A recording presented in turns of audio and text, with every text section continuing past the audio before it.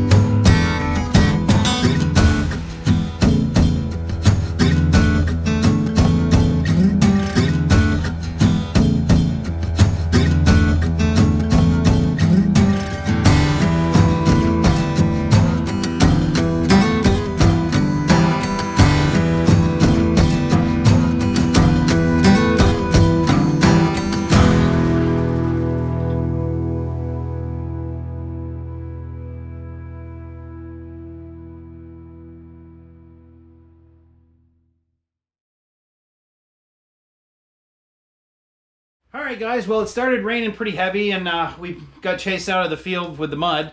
Unfortunately, on those side hills, the tractor does not do great in the mud, you know, trying to push and pull and get all those sticks and roots and stuff graded.